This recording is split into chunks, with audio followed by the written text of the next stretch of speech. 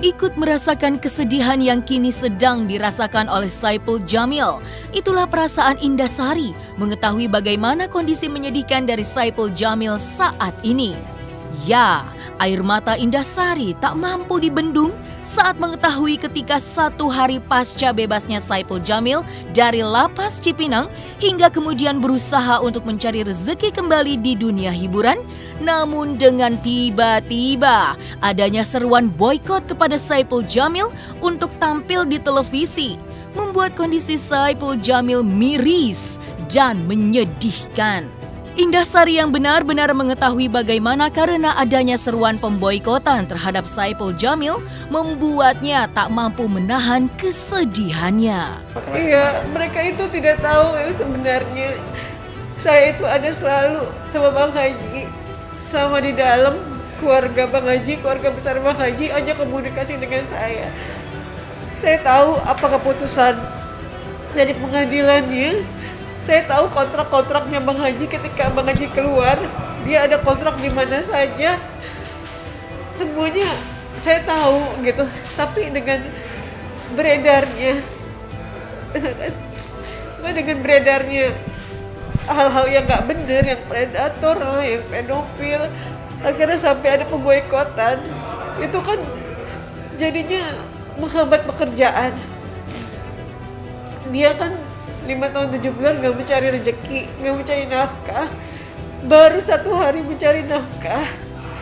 Betapa bahagianya dia. Dari subuh dia udah ketika kita pulang dari Anyer itu jam 2 malam, tidur 3 jam, subuh udah kerja, jam 9 kerja terus sampai malam. Terus hari keduanya ada pemboikotan. Betapa jahatnya mematikan rezeki orang yang lama nggak kerja, terus baru aja kerja, terus kita harus menahan pil pahit hanya karena orang-orang berasumsi di luar sana yang tidak mengerti keberadaannya, kebenarannya gitu. Jadi makanya itu bukan pedofil, makanya itu bukan ya bukan lah. Jadi dan ada juga orang yang berkata kasihan korbannya itu yang mana yang kasihan gitu. Toh korbannya juga udah bahagia, bukan yang kasihan gitu kan. Mereka juga udah berdamai di pengadilan gitu. Jadi tolonglah untuk kalian di luar sana yang nggak mengerti, jangan berspekulasi. Jadi kan dosa besar mematikan rezeki orang, kayak gitu aja sih. Indah Sari pun mengungkapkan kerugian yang dialami oleh Saipul Jamil atas pemboikotan adalah dipendingnya kontrak dengan beberapa stasiun televisi. Hal ini tentu saja menurut Indah Sari berdampak sangat merugikan Saipul Jamil, baik secara materi maupun moral, karena niat Saipul Jamil untuk kembali mencari rezeki di dunia hiburan terganjal dengan adanya pemboikotan terhadap Saipul Jamil untuk kembali tampil di televisi. Tindakan pemboikotan ini pun dirasakan oleh Indah Sari sebagai tindakan yang tidak adil bagi Saipul Jamil. Ya, kontrakan ada dari beberapa stasiun TV ya. Dia kalau satu apa sih namanya? Kontrak janji. Kalau satu misalkan di stasiun satu episode di stasiun TV A dengan 1 jam atau 2 jam itu sekian puluh juta. Satu hari Bang Haji itu ada 5 atau 6 program yang sudah masuk ke kita gitu, yang udah masuk 5 atau 6 program. Bayangkan saja kalau satu hari rugi ratusan juta hanya karena orang-orang yang nggak bertanggung jawab gitu. Kita ini kan udah 3 bulan ya, mau 3 bulan, tapi saya tuh yakin, saya tuh percaya banget Allah nggak tidur. Rezeki ada dari mana aja, alhamdulillah selalu ada rezeki. Cuma maksud saya kontrak yang sudah masuk dari TV itu kan semua masih ke pending hanya karena hasutan-hasutan yang nggak jelas gitu. Apalagi kan ada yang bilang lah pedofil, apalah yang nggak jelas kayak gitu. Bang Haji itu kan udah menerima hukuman ya 5 tahun 7 bulan itu lama banget, nggak sebentar. 5 tahun 7 bulan itu subhanallah lama, apalagi kita pihak keluarga juga udah 2 tahun lebih nggak bisa ketemu kan karena pandemi kayak gini gitu. Apa sih namanya, rasa perkemanusiaan sedikit lah buat seorang Saipul Jamil. Dia sudah menerima hukuman yang sangat berat, yang sangat luar biasa, sampai menelan kerugian semuanya, materi dan lain-lain. Bang Haji itu kehilangan rumah, kehilangan mobil, kehilangan semua pekerjaannya. Ketika dia keluar dari penjara, baru mau bekerja, ada hal seperti ini. Saya tuh rasanya tuh miris banget. Miris dalam arti kata, sampai saya sedih, saya deket sama Bang Haji, sampai saya pun ikut-ikutan terboikot. Jadi kenapa gitu, ini kan kita merasa jadi kok nggak adil banget sih.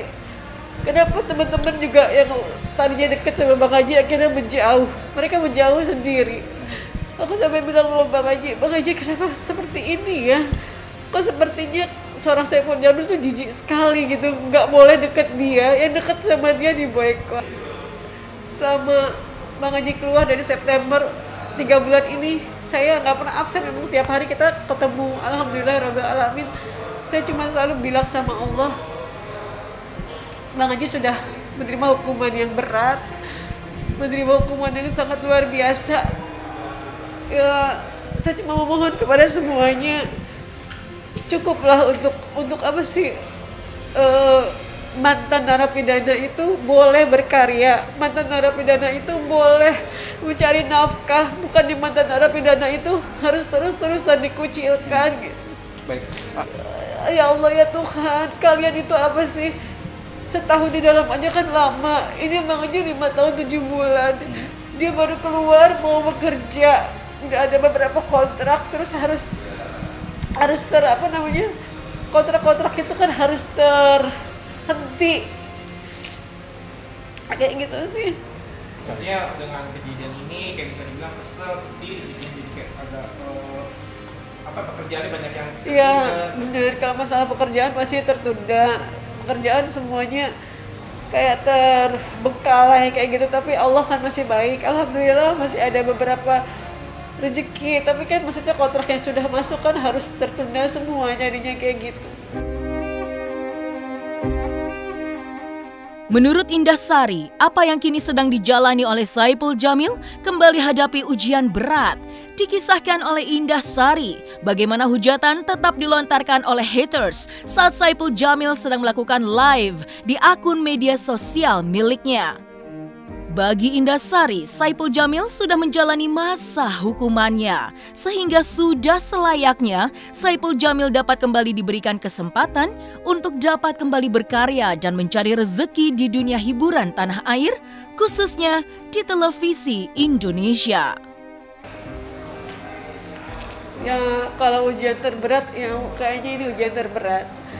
Ujian terberat buat seorang Saipul Jamil ya, jadi sampai kita live aja Bang Haji, misalkan live sosmed ya, Instagram atau apa, mereka tuh kadang bicaranya kasar gitu. Kadang saya cuma berpikir, tidak ada orang yang sekuat Saipul Jamil, tidak ada orang yang se-strong Saipul Jamil. Dia itu hanya bilang, sudahlah biarkan saja. Dia sangat sabar luar biasa, ya Allah ya Tuhan. Jadi mereka kan di luar sana hanya melihat keburukan yang mereka pikir buruk, mantan napi itu buruk. Dia kan sudah menerima ganjaran yang luar biasa. Kita kan gak harus mengekspos. Saya kan juga punya handphone, gak harus saya mengekspos. Ini Bang Haji lagi berbaki, gak terusan saya ekspos. Ini Bang Haji lagi sholat jamaah setiap hari, gak perlu saya ekspos. Ini maksud saya, tolonglah kalau kalian memang tidak tahu kebenaran berita, jangan berasumsi, apalagi di publik ya. Sekarang kan zamannya era digital ya, kayak gini. Jadi ya Bang Haji sudah menerima hukumannya, itu aja sih.